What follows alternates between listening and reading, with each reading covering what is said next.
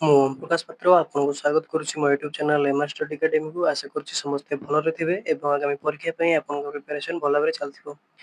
ଆଜିର ଏଇ ଯୋଉ ଭିଡିଓରେ ଆମେ ପରିବେଶ ବିଜ୍ଞାନ ବା ଏନଭାୟରମେଣ୍ଟାଲ ସାଇନ୍ସର କିଛି ପ୍ରିଭିୟସ୍ ଇୟର କ୍ୱେଶ୍ଚନ ପ୍ରାକ୍ଟିସ କରିବା। ଯାହାଫଳରେ କି ଯଦି ଆପଣ ଓଟିଟି 2026 ଦିଅନ୍ତୁ କିମ୍ବା ଜୁନିୟର ଟିଚର ବା ଆସିଷ୍ଟାଣ୍ଟ ଟିଚର 2026 ପାଇଁ ପ୍ରିପାରେସନ୍ କରୁଥିଲେ, ଆପଣଙ୍କର ପେପର 1 କିମ୍ବା ପେପର 2 ପାଇଁ ବହୁତ ଗୁରୁତ୍ୱପୂର୍ଣ୍ଣ ହେବ।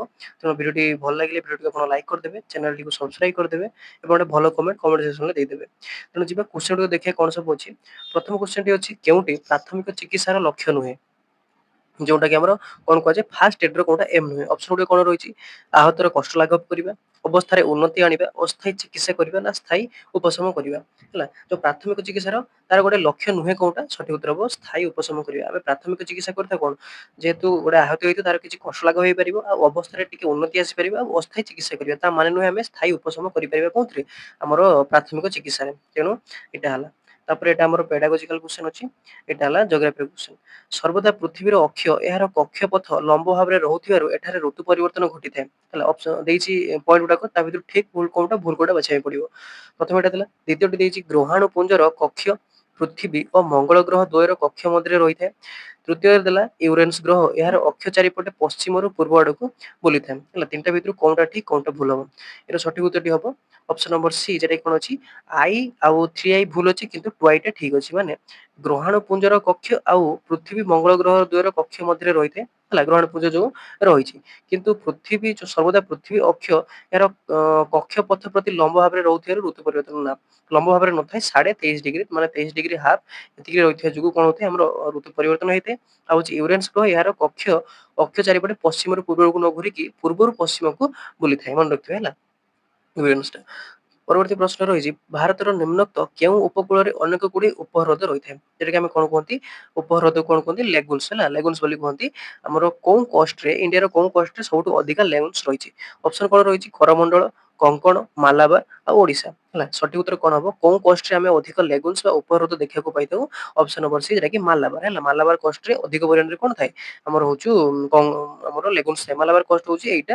ହେଲା, ଏପଟକୁ କରମଣ୍ଡଳ କୁହନ୍ତି, କଙ୍କଣ ତା ଉପରକୁ ଟିକେ ମାନେ ଗୁଜରାଟ ତଳକୁ ଏଇଟା କଙ୍କଣ କୁହନ୍ତି। ମାଲାବାର କୋଷ୍ଟ ହଉଛି ଏଇଟା, ଯେଟା କି କେରଳରେ ରହିଥାଏ। ତେଣୁ ସେଇଠି ଅଧିକ କ'ଣ ଥାଏ? ଲେଗୁନ୍ସ ବା ଉପହ୍ରଦ ଦେଖିବାକୁ ମିଳିଥାଏ। ପରବର୍ତ୍ତୀ କ୍ୱେଶ୍ଚନ ରହିଛି କ'ଣ? ଏଇଟା ଆମର ପେଡାଗୋଜିକାଲ କ୍ୱେଶ୍ଚନ ରହିଲା। ହେଲା, ଏଇଟା ବି ପେଡାଗୋଜି କ୍ୱେଶ୍ଚନ। ଏଇଟା ଦେଲା କ'ଣ ନା ବଟାନିକା ଭାଷାକୋଷ ଅନୁଯାୟୀ କେଉଁ ବିଷୟଟି ସାମାଜିକ ବିଜ୍ଞାନର ପରିସରଭୁକ୍ତ ନୁହେଁ? ହେଲା, which subject is not included in the social science according to encyclopedia Britannica। ହେଲା, ତେଣୁ ଏନସାଇକ୍ଲୋପିଡିଆ ଅନୁସାରେ କୋଉଟା ଆମର ସାମାଜିକ ବିଜ୍ଞାନ ଭିତରେ ଆସୁନାହିଁ? ଅର୍ଥଶାସ୍ତ୍ର, ଭୂଗୋଳ, ରାଜନୀତି ବିଜ୍ଞାନ ଆଉ ପଶୁମନ ବିଜ୍ଞାନ। ହେଲା, ଆଉ ଆମର କ'ଣ ହବ? ସାମାଜିକ ବିଜ୍ଞାନ ଆସୁନାହିଁ କୋଉଟା? ସଠିକ ଉତ୍ତର ହବ ଅପସନ ନମ୍ବର ଡି, ଯେଟା କି ପଶୁମନ, ଯେଟା କି ଏନିମାଲ ସାଇକୋଲୋଜି ଟା ଆମ ଆସିବନି କୋଉଥିରେ?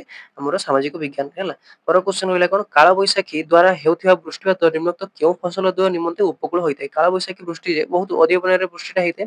ସାଧାରଣତଃ କ'ଣ ଦିନ ଦ୍ୱିପହର ସମୟରେ ଆସିଥାଏ। ହେଲା, ତେଣୁ ବହୁତ ଜୋରେ ଝଡ ପବନ ଗରମ ବାୟୁ ନେଇକି ଆସିଥାଏ କାଳବୈଶାଖୀଟା। ତେଣୁ ସେଇ ଯୋଉ ବର୍ଷାଟା କାହା ପାଇଁ ଅନୁକୂଳ ହେଇଥାଏ? କୋଉ ଚାଷ ପାଇଁ? ଅପସନ କ'ଣ ରହିଛି? ଗହମ, ଧାନ, ଗହମ, ବାଜରା, ଝୋଟ, ଚାହା ଆଉ ଧାନ, ବାଜରା। ଏଟା ଏଗ୍ରିକଲଚର କ୍ୱେଶ୍ଚନଟା ପଡିଛି। ହେଲା, ଏଗ୍ରିକଲଚର ଆଉ କ୍ଲାଇମେଟ ରୁ ମିଶେଇକି। ତେଣୁ ସଠିକ ଉତ୍ତର ୟାର କ'ଣ ହବ? ଆମର ଅପସନ ନମ୍ବର ସି, ଯେଟା କି ଅଛି ଝୋଟ ଆଉ ଚାହା। ଝୋଟ ଆଉ ଚାହା ହଉଛି କାହା ପାଇଁ? କାଳବୈଶାଖୀ ବର୍ଷା ଯୋଉ ହେଲା ତା ପାଇଁ ଅନୁକୂଳ ହବ। ମନେ ରହିବ। ତାପର ପେଡାଗୋଜି କ୍ୱେଶ୍ଚନ, ହଁ ଏଇଟା ଗୋଟେ ସାଇନ୍ସ କ୍ୱେଶ୍ଚନଟା ଅଛି।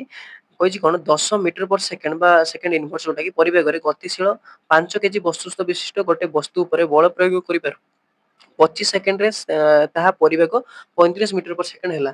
ତେଣୁ ବଳର ପରିମାଣ କେତେ? ହେଲା, ପ୍ରଥମେ ଏଇଟା କ୍ୱାଣ୍ଟିଟି ଜାଣିବା ଦରକାର। 10 ମିଟର ପର ସେକେଣ୍ଡ ମାନେ ହଉଛି କ'ଣ? ଏଇଟା ପରିବେଗରେ ଗତିଶୀଳ। ଫାଷ୍ଟ କହିଛି କ'ଣ? ଦେଖନ୍ତୁ ଲାଷ୍ଟରେ କ'ଣ କହିଛି? ପରିବେଗ ଚେଞ୍ଜ ହେଇଛି 35, ମାନେ ୟୁ ଏଠି ହେଇଯିବ କେତେ? ଫାଷ୍ଟ ଯେତିକି ଥିଲା 10 ମିଟର ପର ସେକେଣ୍ଡ ହେଇଯିବ। ତାପରେ ଭି ହେଇଯିବ କେତେ? ଲାଷ୍ଟ ଯେତେ ହେଲା କେତେ? 35 ମିଟର ପର ସେକେଣ୍ଡ। ତାପରେ ମାସ ଦେଇଛି କେତେ? 5 କେଜି। ତାପରେ ଆମର ଟାଇମ କେତେ? 25 ସେକେଣ୍ଡ ଦେଇଛି। ତେଣୁ ଏଠି ଆମର ମାଗିଛି କ'ଣ? ବଳର ପରିମାଣ। ଫୋର୍ସ ଇଜିକାଲ ଆପଣ ଯଦି ବାହାର କରିବେ, ଫୋର୍ସ ଇଜିକାଲ କ'ଣ ହେଇଯିବ? M A. ଏଠି ତ ମାସ ଆମକୁ ଜଣା ଅଛି, ମାସ କେତେ? 5 କେଜି ଦେଇଛି, କିନ୍ତୁ ଏଟା ଜଣା ନାହିଁ ବା ଏକ୍ସେଲରେସନ ଜଣା ନାହିଁ। ଏକ୍ସେଲରେସନ ଜାଣିବା ପାଇଁ ଆମକୁ ଫର୍ମୁଲା କ'ଣ ଅଛି? ଭି ଇଜିକାଲ ଟୁ ୟୁ ପ୍ଲସ ଏଟି।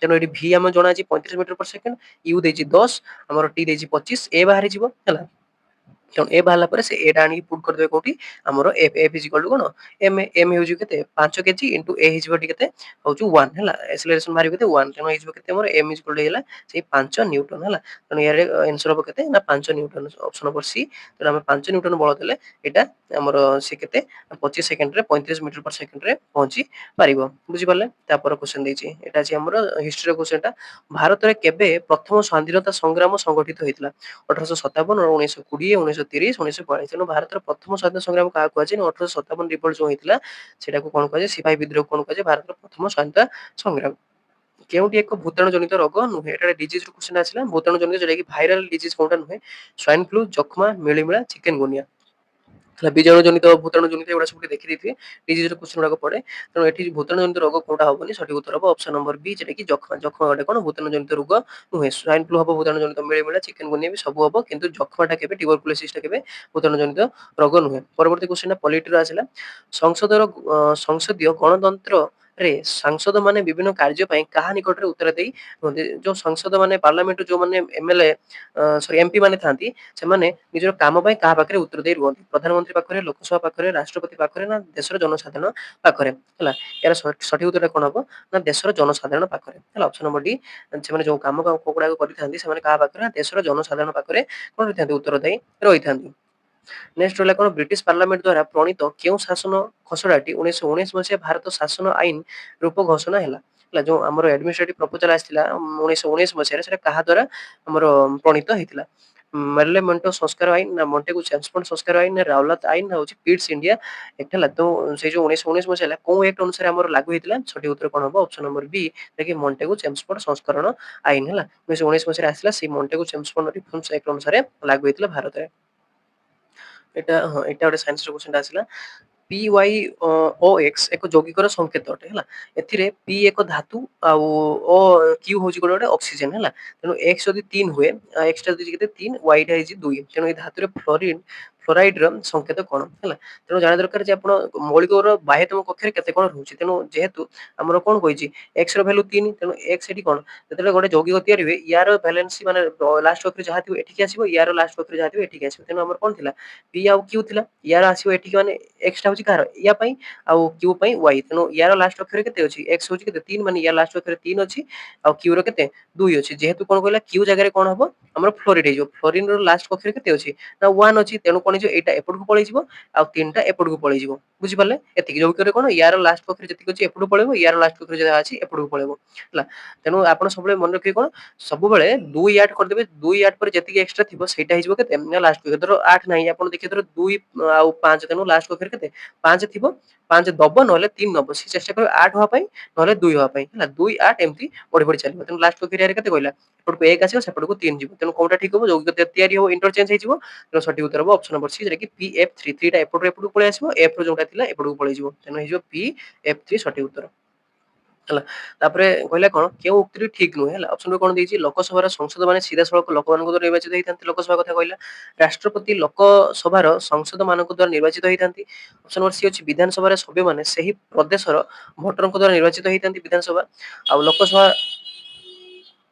ଲୋକସଭାରେ ବାଚସ୍ପତି ଲୋକସଭାର ସଂସଦଙ୍କ ଦ୍ୱାରା ନିର୍ବାଚିତ ହେଇଥାନ୍ତି ଲୋକସଭାର ଯିଏ ବାଚସ୍ପତି ସେ ଲୋକସଭାର ସଂସଦଙ୍କ ଦ୍ୱାରା ନିର୍ବାଚିତ ହେଇଥାନ୍ତି ଏ ଭିତରୁ କୋଉଟା ଭୁଲ କହିଲା ମାନେ ଉକ୍ତିଟା ଠିକ ନାହିଁ ହେଲା ସଠିକ ଉତ୍ତର ଏହାର କଣ ହବ ଅପସନ ନମ୍ବର ବି ଯେଟା କହୁଛି ରାଷ୍ଟ୍ରପତି ଲୋକସଭାର ସଂସଦ ମାନଙ୍କ ଦ୍ୱାରା ନିର୍ବାଚିତ ହେଇଥାଏ ନା ରାଷ୍ଟ୍ରପତି ଲୋକସଭାର ସଂସଦ ମାନଙ୍କ ଦ୍ୱାରା ରାଜ୍ୟସଭା ସମସ୍ତେ ମିଶିକି ଗୋଟେ ମାନେ ଡାଇରେକ୍ଟ ଭୋଟ ନଥାଏ ପରସେଣ୍ଟେଜ ଭୋଟ ଅନୁସାରେ ସେ ଜିତିଥାନ୍ତି ହେଲା ଆଉ ସବୁଟାକୁ ଠିକ ହଉଛି ଲୋକସଭା ସିଧାସଳଖ ଲୋକମାନଙ୍କ ଦ୍ୱାରା ହେଇଥାନ୍ତି ବିଧାନସଭା ବି ସେମିତି ସେଇ ପ୍ରଦେଶ ଭୋଟରଙ୍କ ଦ୍ୱାରା ହେଇଥାନ୍ତି ଆଉ ଲୋକସଭାର ବାଚସ୍ପତି ସେଇ ଲୋକସଭାର ସଂସଦ ମାନଙ୍କ ଦ୍ୱାରା ନିର୍ବାଚିତ ହେଇଥାନ୍ତି ହେଲା ନେକ୍ସଟ ଆସିଲା ଜୋଗ୍ରାଫିର କ୍ୱେଶ୍ଚନଟା ମାନଚିତ୍ରରେ କେଉଁ ରଙ୍ଗ ଦ୍ୱାରା ଆମେ କୃଷି ଭୂମିକୁ ଦର୍ଶାଇଥାଉ ହେଲା ମାଟିଆ ନୀଳ ସବୁଜ ହଳଦିଆ ହେଲା ତେଣୁ ଆମ ଯୋଉ ଚାଷ ଜମି ଥାଏ ମ୍ୟାପରେ ଆମେ କୋଉ ରଙ୍ଗରେ ତାକୁ ଦର୍ଶାଇଥାଉ ସଠିକ ଉତ୍ତରଟି କଣ ହବ ନା ଅପସନ ନମ୍ବର ଡି ଯେଟା କି ହଳଦିଆ ହେଲା କେବେ ସବୁଜ ମାରିବେନି ସବୁଜ କଣ ଫରେଷ୍ଟ ବା ଜଙ୍ଗଲ ବଣ ଏଗୁଡାକ ପାଇଁ ଆମେ ସବୁଜ ରଙ୍ଗ ବ୍ୟବହାର କରିଥାଉ କିନ୍ତୁ ଚାଷ ଜମି ପାଇଁ ଆମେ କଣ ହଳଦିଆ ରଙ୍ଗ ବ୍ୟବହାର କରିଥାଉ ପିଲାମାନେ ଏଇଠି ଭୁଲ କରନ୍ତି ତାପରେ ରହିଲା ନିମ୍ନୋକ୍ତ କେଉଁଠି ଭାରତର ଉଚ୍ଚତମ ନଦୀ ବନ୍ଧ ହେଲା ଭାକ୍ରା କୟନା ପଙ୍ଗ ଆଉ ତିହାରି ହେଲା କୋଉଟା ହଉଛି ଆମ ଭାରତର ସବୁଠାରୁ ଉଚ୍ଚତମ ହେଲା ଲାର୍ଜେଷ୍ଟ ନୁହେଁ ଆମର କଣ ହାଇଟ୍ ଅନୁସାରେ ସବୁଠୁ ଉଚ୍ଚତମ ନଦୀ ବନ୍ଧ ହେଲା। ଏହାର ସଠିକ ଉତ୍ତର କଣ ହବ ନା ଅପସନ ନମ୍ବର ଡି ଯେ ତେହେରି ଡ୍ୟାମ ହେଲା। ତେହେରି ଡ୍ୟାମ ହଉଛି କଣ ଆମ ଭାରତର ସବୁଠୁ ଉଚ୍ଚତମ ନଦୀ ବନ୍ଧ। ଆପଣଙ୍କ ପାଇଁ ହୋମୱାର୍କ ରହିଲା ଆପଣ ମତେ ଜଣେଇବେ ଯେ ତେହେରି ଡ୍ୟାମ ଟା ଆମ କୋଉ ଷ୍ଟେଟ ରେ ରହିଛି ହେଲା। ମନେ ରହିବା ତେହେରି ଡ୍ୟାମ ଟା ଜାଣିଲେ ସବୁଠୁ ଲମ୍ବା ମାନେ ଉଚ୍ଚ କିନ୍ତୁ କୋଉ ଷ୍ଟେଟ ରେ ରହିଛି ସେଟା ଜାଣିବ। ନେକ୍ସଟ ଆସିଲା ଗୋଟେ ସାଇନ୍ସ କ୍ୱେଶ୍ଚନ ସ୍ଥିରାବସ୍ଥାରୁ 2 ମିଟର/ସେକେଣ୍ଡ ସ୍କୋୟାର ମାନେ ଏକ୍ସେଲରେସନ ଦେଲା ଆଉ ଗତି କରିଥିବା 200 ଗ୍ରାମ ମାସ ଦେଇଦେଲା ଭୂସ୍ପନ୍ଦର ଭୂମିରେ କେତେ ଦୂରତା ଅତିକ୍ରମ କଲେ କେତେ 10 ଜୁଲ ର ଗତିଜ ଶକ୍ତି ହେଲା। ତେଣୁ ଆମର ଶକ୍ତି ଦେଲା କେତେ 10 ଜୁଲ ହେଲା। ତେଣୁ ଗତିଜ ଶକ୍ତି 10 ଜୁଲ ଦେଲା। ତେଣୁ ପଚାରିଲା କଣ ଯେ ଆମର ଧରିନିଅ ଭୂମିର ଘର୍ଷଣ ନଗଣ୍ୟ ଅଟେ। ତେଣୁ ଆମକୁ ପଚାରିଛି କଣ ଯେ ଆମକୁ ଏଠି ପଚାରିଛି ଯେ ଆମର କେତେ ଡିଷ୍ଟାନ୍ସ ଯିବ। ତେଣୁ ସବୁ ଡାଟା ଗୁଡାକ ଲେଖିଦେବେ। ତାପରେ ହଉଛି କଣ ଗୋଟେ ଫର୍ମୁଲା ଜାଣିଥିବେ F ଇଜିକାଲ ଟୁ ma ହେଲା। ଏଠି F ଇଜିକାଲ ଟୁ ma ହେଇଯିବ। ଫୋର୍ସ ଯେହେତୁ କେତେ ଦେଇଛି ଆମର A ଦେଇଛି କେତେ ଆମର 2 ମିଟର/ସେକେଣ୍ଡ ସ୍କୋୟାର M ଦେଇଛି କେତେ ନା 200 ଗ୍ରାମ। ତେଣୁ ଏଠି ମଲ୍ଟିପ୍ଲାଏ ହେଲେ ଆମର ଫୋର୍ସ ବାହାରିଯିବ।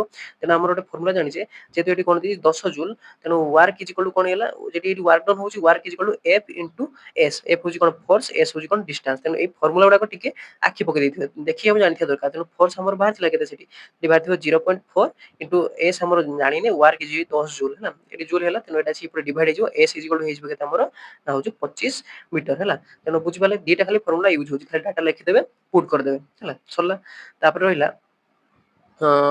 କେଉଁ ସ୍ଥାନରେ ଦୈନନ୍ଦିନ ତାପମାତ୍ରା ପରିବର୍ତ୍ତନକୁ ଦର୍ଶାଇବା ପାଇଁ ଏକ ପ୍ରକାର ରେଖାଚିତ୍ର ସବୁଠାରୁ ଉପଯୋଗୀ ହେଲା। କୋଉ ପ୍ରକାର ଆମେ କଣ ଗ୍ରାଫ ବ୍ୟବହାର କରିଥାଉ ଡେ ଟୁ ଡେ ମାନେ ପ୍ରତିଦିନ ଆମର ଯୋଉ ଟେମ୍ପରେଚର ବଢୁଛି କମୁଛି ସେ ଅନୁସାରେ ଆମେ ବ୍ୟବହାର କୋଉ ପ୍ରକାର ଆମେ ଗ୍ରାଫ ବ୍ୟବହାର କରିଥାଉ ସ୍ତମ୍ଭ ବୃତ୍ତୀୟ ରୈଖିକ ନା ଚିତ୍ରିତ ହେଲା। ଏହାର ସଠିକ ଉତ୍ତରଟି କଣ ହବ ଆମେ ଅପସନ ନମ୍ବର ସି ରେ କି ରୈଖିକ ବା ଲିନିୟର ଯୋଉ ଆମର ଗ୍ରାଫ ରହିଥାଏ ସେଟା ବ୍ୟବହାର କରିଥାଉ ଡେ ଟୁ ଡେ ହେଲା। ପ୍ରତିଦିନ ଯୋଉ ଟେମ୍ପରେଚର ଚେଞ୍ଜ ହୁଏ ତା ପାଇଁ ବ୍ୟବହାର କରିଥାଉ। ତାପରେ ଏଟା ହେଲା ପେଡାଗୋଜି କ୍ୱେଶ୍ଚନ ଏଟା ହେଲା ସାଇନ୍ସ ର କ୍ୱେଶ୍ଚନ କେଉଁଠି ଭିଟାମିନ ଡି ଅଭାବ ଜନିତ ରୋଗ ହେଲା। ଏଟା ଡିଜିଜ ର ବି କ୍ୱେଶ୍ଚନ ପଡୁଛି ଡିଜିଜ ର ବହୁତ ଅଧିକା କ୍ୱେଶ୍ଚନ ପଡୁଛି ଦେଖିକି ଯାଇଥିବେ ହେଲା। ଅପସନ କଣ ଥିଲା ଅଷ୍ଟ୍ରୋମାଲେସିଆ ସ୍କର୍ଭି ଅନ୍ଧାରକଣା ବେରିବେରି ହେଲା। ତେଣୁ ଭିଟାମିନ ଡି ଦ୍ୱାରା ଆମେ କୋଉ ପ୍ରକାର ରୋଗ ହେଇଥାଏ ଅପସନ ନମ୍ବର ଏ ଯେ କି ଅଷ୍ଟ୍ରୋମାଲେସିଆ ହେଇଥାଏ ଆମର ଭିଟାମିନ ଡି ଅଭାବରୁ।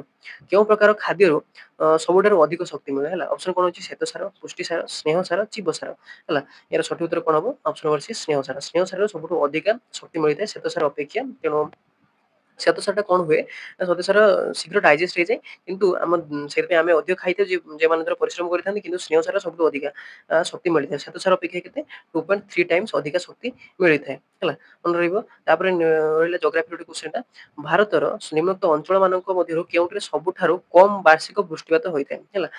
କରମଣ୍ଡଳ ଉପକୂଳ ଜାମ୍ମୁ ପର୍ବତ ଶ୍ରେଣୀ କଚ୍ଛ ଉପଦ୍ୱୀପ ନା ହଉଛି ରାଞ୍ଚି ମାଳଭୂମି ହେଲା। କୋଉ ଜାଗାରେ ଆମର ଇଣ୍ଡିଆର ସବୁଠୁ କମ ବୃଷ୍ଟିପାତ ହେଇଥାଏ। ଏହାର ସଠିକ ଉତ୍ତର କଣ ହବ ଅପସନ ନମ୍ବର ସି ଯାକି କଚ୍ଛ ଉପଦ୍ୱୀପ ହେଲା। ଯଦି ଆମର କଣ କହିଥାନ୍ତା ଉପକୂଳ ବା ଆମର କୋଷ୍ଟ କଥା କହିଥାନ୍ତା ତାହେଲେ କରମଣ୍ଡଳ ହେଇଥାନ୍ତା। ଯେହେତୁ ଇଏ କଣ କହିଦେଇଛି ନା କୋଉ ସ୍ଥାନ ଡେଫିନେଟ କୋଉ ସ୍ଥାନ କହିଛି ଯଦି ଆମର କଣ ହେଇଥାନ୍ତା କୋଷ୍ଟ କଥା କହିଥାନ୍ତା ତାହେଲେ କରମଣ୍ଡଳ କୋଷ୍ଟ ହେଇଥାନ୍ତା। ଯେହେତୁ ଗୋଟେ କୋଷ୍ଟ କଥା କିଛି କହିନି ସେ ଜାଗା କଥା ପଚାରି ତାହେଲେ ସେଥିପାଇଁ କଣ ହବ ନା ହଉଛି କଚ୍ଛ ପନିନସୁଲା ମାନେ ହଉଛି କଚ୍ଛରେ ଯୋଉଟା କି ଲେହ ଅଛି ସେଠି ସବୁଠୁ କମ ବର୍ଷା ହେଇଥାଏ ମାନେ 50 ସେଣ୍ଟିମିଟରରୁ ବି କମ ବର୍ଷା ହେଇଥାଏ ହେଲା। ତାପରେ ଏଟା ବି ପେଡାଗୋଜି କ୍ୱେଶ୍ଚନ ଗଲା ହଁ। ତାପରେ ଦେଖିବା ହଁ ଏଇଟା ଗୋଟେ କ୍ୱେଶ୍ଚନ ହେଲା କେଉଁଠି ସାଇନ୍ସ କ୍ୱେଶ୍ଚନ ଅଛି କେଉଁଠି ଅନ୍ୟମାନଙ୍କ ଠାରୁ ଭିନ୍ନ ଯେମିତି କି ସେଓ ଅଛି କଦଳୀ ଅଛି ଡାଲଚିନି ଅଛି ଅଙ୍ଗୁର ଅଛି ହେଲା। ମାନେ ଫଳ ମାନଙ୍କ ଭିତରୁ କୋଉଟା ଅଲଗା ଏଠି ବାଛିବା ପାଇଁ ପଡିବ ହେଲା। ଏହାର ସଠିକ ଉତ୍ତର କଣ ହବ ନା ଅପସନ ନମ୍ବର ସି ଟା କି ଡାଲଚିନି ହେଲା। ସେଓ ଫଳ ଆଉ ଅଙ୍ଗୁର ଏସବୁ ଫଳ ତା କଣ ହୁଏ ତା ଭିତରେ ମଞ୍ଜି ଥାଏ କିନ୍ତୁ ଡାଲଚିନି ଆମେ କଣ ମଞ୍ଜିଟା ଖାଇଥାଉ। ତେଣୁ ସେଥିପାଇଁ ଆମେ କଣ ହବ ନା ଅନ୍ୟଠାରୁ ଅଲଗା ହେଲା। ତାପରେ ଲାଷ୍ଟ କ୍ୱେଶ୍ଚନ ଦେଖିବା କଣ ଅଛି କେଉଁ ଉପଗ୍ରହ 1975 ମସିହା ଏପ୍ରିଲ 19 ତାରିଖରେ ମହାକାଶକୁ ପଠାଯାଇଥିଲା। ଏଟା ସାଟେଲାଇଟ ଉପରୁ କ୍ୱେଶ୍ଚନ ଦେଲା ଆର୍ଯ୍ୟଭଟ୍ଟ ଆପୋଲୋ ଆଉ ଜେରିଲିନା ଆଉ ହଉଛି କଣ ଭାସ୍କର ପ୍ରଥମ ହେଲା। ତେଣୁ 1975 ମସିହା ଏପ୍ରିଲ 19 ତାରିଖରେ ଆମେ କୋଉ ଆମର ଉପଗ୍ରହଟା ପଠେଇଥିଲୁ ଅପସନ ନମ୍ବର ଏ ଯୋଉଟା କି ଆର୍ଯ୍ୟଭଟ୍ଟ ହେଲା। ଆର୍ଯ୍ୟଭଟ୍ଟ ପ୍ରଥମ ଆମର ଉପଗ୍ରହ ଥିଲା ଇଣ୍ଡିଆର ପଠାଇଥିଲା ସେଟା 1975 ମସିହା ଏପ୍ରିଲ 19 ତାରିଖରେ ଆମେ ପଠେଇଥିଲୁ। ତେଣୁ ଆମର ଏତିକି ଥିଲା ଯୋଉ ସୋସିଆଲ ଏନଭାୟରମେଣ୍ଟାଲ ସାଇନ୍ସ ର ଟୋଟାଲ ଆମର ହିଷ୍ଟ୍ରି ଜୋଗ୍ରାଫି ପଲିଟି ସାଇନ୍ସ ର ସବୁ କ୍ୱେଶ୍ଚନ ଡିସ୍କସନ କରିଦେଲେ। ଯଦି ଆପଣଙ୍କୁ ଭିଡିଓଟି ଭଲ ଲାଗି ତ ଭିଡିଓଟିକୁ ଲାଇକ୍ କରିଦେବେ ଆଉ ଚ୍ୟାନେଲଟିକୁ ସବସ୍କ୍ରାଇବ କରିଦେବେ ଏମିତି ଭିଡିଓଟା ପାଇବା ପାଇଁ। ଯଦି ପ୍ରଥମ ଥର ପାଇଁ ଆସନ୍ତି ବେଲ ନୋଟିଫିକେସନଟି ଅଲରେ ସେଟ୍ କରିଦେବେ ଯାହାଫଳରେ ଯେତେବେଳେ ଏହି ଭିଡିଓଟି ଅପଲୋଡ ହେଉଛି ଆପଣଙ୍କ ପାଖରେ ପହଞ୍ଚି ପାରିବ। ଯଦି ପ୍ରିଭିୟସ ଇୟର ପିଡିଏଫ୍ ଆପଣଙ୍କୁ ଦରକାର ଅଛି ମୁଁ ଟେଲିଗ୍ରାମରେ ଜଏନ୍ ହେଇଯାନ୍ତୁ ଡେସ୍କ୍ରିପସନରେ ଲିଙ୍କ ଦେଇଦେବି ସେଠି ଆପଣ ଯାଇ ସଲ୍ଭ କରିପାରିବେ ବା ପ୍ରାକ୍ଟିସ କରିପାରିବେ। ତେଣୁ ଆଜି ପାଇଁ ଏତିକିରେ ରହୁଛି ନୂଆ ଗୋଟେ ଭିଡିଓ ନୂଆ ଟପିକରେ ଦେଖା ହବ ଧନ୍ୟବାଦ।